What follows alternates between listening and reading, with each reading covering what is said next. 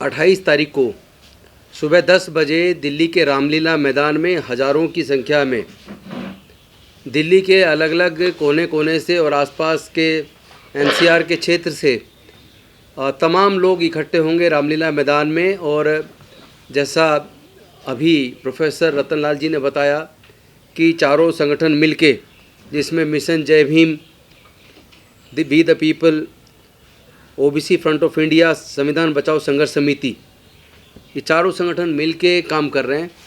और मुद्दे स्पष्ट हैं, जैसा उन्होंने स्पष्ट करके बताया।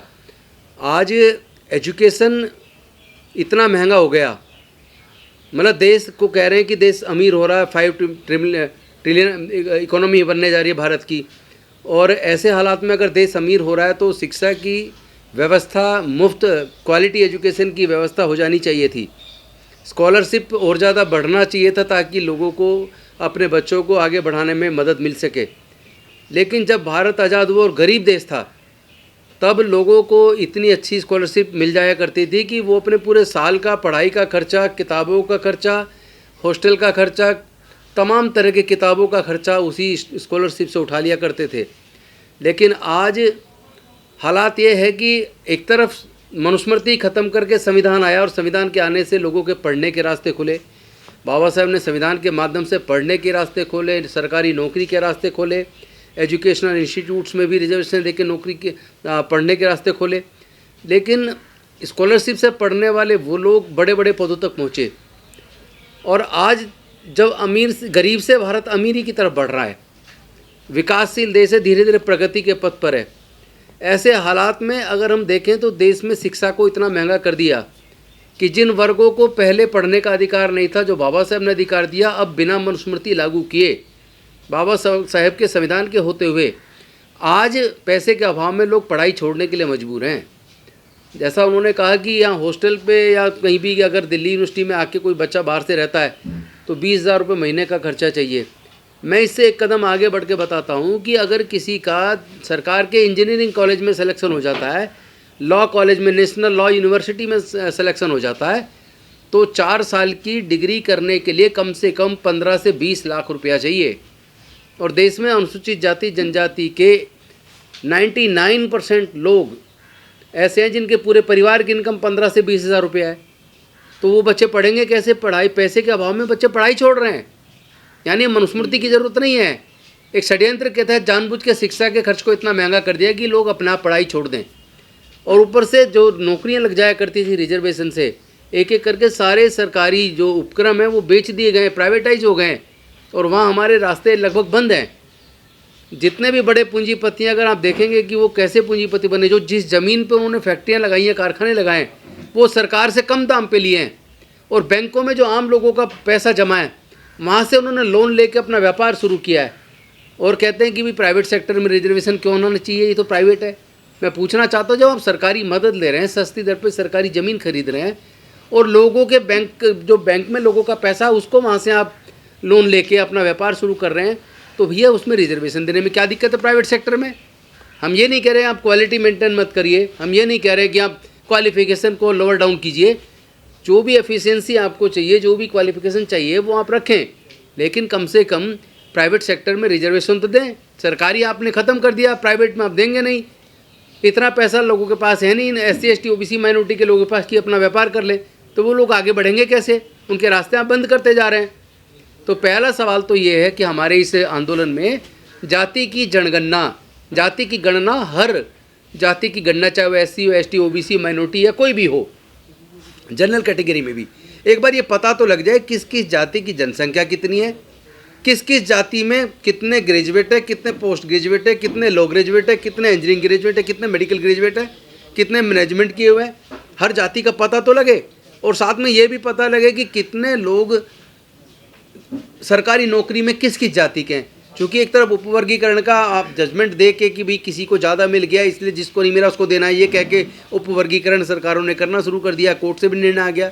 लेकिन ऐसा तो कोई डाटा ही नहीं है कि किस जाति की कितनी जनसंख्या है और सरकारी नौकरी में उनको हिस्सा कितना मिला है। तो जब तक ये एम्पिरिकल डाटा नहीं होगा तब तक पता कैसे चलेगा? इसलिए जाति की गणना, इकोनॉमिक सर्वे, शैक्षणिक सर्वे, सामाजिक सर्वे, सोशियो इकोनॉमिक सर्वे, ये पूरा होके आए, पता लगे कि खेत की ज़मीन कितने लोगों पे कितनी कितनी है, व्यापार में किस किस समाज के किस किस लोगों की क्या स्थिति है, वो सारा डाटा तो सामने आए। क्योंकि जब तक डाटा नहीं आएगा किसकी कितनी संख्या है, किसको देश की तरक्की में कितना हक मिला है, इसलिए जिसकी जितनी संख्या उतना उसका हक ये मिलना चाहिए। और वो तभी हो पाएगा जब जाति गणना हो जाए, सोशियो इकोनॉमिक सर्वे हो जाए, शैक्षणिक सर्वे हो जाए, ताकि एक डेटाबेस तैयार हो जाए। इसलिए जाति की गणना होना जरूरी है। और हम एक डेमोक्रेटिक कंट्री में रहते हैं और डेमोक्रेटिक कंट्री में चुनाव बेहद महत्वपूर्ण है। जनता चुनाव अपनी सरकार चुनती है, लेकिन या तो ईवीएम से चुनाव हो रहे हैं, आए दिन ईवीएम के बारे में तरह तरह के खुलासे आ रहे हैं, तरह तरह के आरोप लगते हैं। हम लोगों ने इतना लंबा आंदोलन चलाया, लेकिन राजनीतिक पार्टियों ने साथ नहीं दिया। अब वही राजनीतिक पार्टियाँ कह रही है कि ईवीएम से वोट की चोरी हो रही है, सरकारें बन रही हैं। तो मैं कहना चाहता हूँ कि ये फ्री फेयर एंड ट्रांसपेरेंट चुनाव कराने के लिए ज़रूरी है कि ईवीएम हटना चाहिए, बैलेट पेपर वापस आना चाहिए। तो हमारे इस आंदोलन के जो 28 नवंबर 2024 को रामलीला मैदान में होने वाला है, उसके अनेकों मुद्दे हैं, जिसमें दो महत्वपूर्ण मुद्दे जो हैं, एक जाति की गणना, सोशियो इकोनॉमिक सर्वे, और दूसरा ईवीएम हटे, बैलेट पेपर वापस आए। इसके साथ साथ प्राइवेट सेक्टर में रिजर्वेशन मिले। जितने सरकारी ठेके हैं उन ठेकों के अंदर भी SC ST OBC के लोगों को उनको हिस्सेदारी मिलनी चाहिए।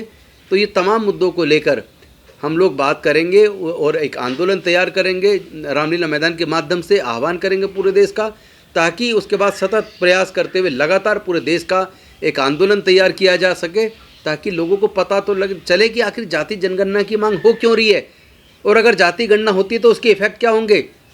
क्योंकि अभी लोगों को ज़्यादा पता नहीं है। तो इस आंदोलन के माध्यम से पूरे देश के कोने कोने तक हम अपनी बात को पहुंचाएंगे, लोगों को जागरूक करेंगे और राजनीतिक पार्टियों को एहसास कराएंगे कि अगर राजनीतिक पार्टियां सत्ता चाहती हैं तो वो बताएं कि अगर वो सत्ता में आएंगी क्या वो हमारे इन मुद्दों को पूरा करेंगी, जो हमारी हकमारी हो रही है क्या वो हकमारी को बंद करेंगी, क्या वो एजुकेशन का पूरा खर्चा उठाने के लिए तैयार हैं या नहीं है।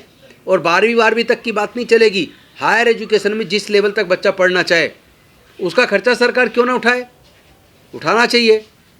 अगर आप ये भी नहीं कर सकते तो फिर सरकार किसी लिए, बाकी तो आप फ्री की बात कर रहे हैं, हम ये फ्री देंगे वो फ्री देंगे, लाडली बहना फलानी बहना, बाकी सब बात कर रहे हैं, एजुकेशन की कोई सरकार बात नहीं कर रही है। पूरे जितना चुनाव का चल रहा है प्रचार आप देख लीजिए, किसी भी स्टेट में जाके कोई पार्टी इस पे बात नहीं कर रही है कि वो एजुकेशन जो महंगा हो रहा है उसके लिए वो क्या इंतजाम कर रहे हैं। हायर एजुकेशन में जिन लोगों के पास पैसा नहीं है, पढ़ाई छोटे, उनको पढ़ाने के लिए सरकारें क्या योजना ला रही हैं, उन बच्चों की फ़ीस का क्या इंतजाम कर रहे हैं। रेजिडेंशियल स्कूल, रेजिडेंशियल और कॉलेजेस के साथ साथ हॉस्टल की व्यवस्था क्या कोई सरकार कर रही है। तो हम ऐसे तमाम मुद्दों को हम अपने इस आंदोलन के माध्यम से देश के कोने कोने तक, जन जन तक लेके जाएंगे। इसको एक जन आंदोलन बनाएंगे और सरकारों को कंपेल करेंगे कि जब जनता आपको चुन रही है, हम आपको चुन रहे हैं, तो आपको जनता के लिए काम करने पड़ेंगे। हमारे ये मुद्दे हैं, इन मुद्दों पे अगर आप काम नहीं करते हैं तो पूरे देश के अंदर आपका विरोध किया जाएगा, हम आपकी सरकारों को बनने नहीं देंगे। तो इसी आह्वान के साथ मैं चाहूँगा पूरे देश के लोगों से कि आप 28 नवंबर को सुबह 10 बजे रामलीला मैदान प्लीज़ आइए, हम लोग मिल के सामाजिक न्याय की लड़ाई को आगे बढ़ाएंगे। बहुत बहुत धन्यवाद।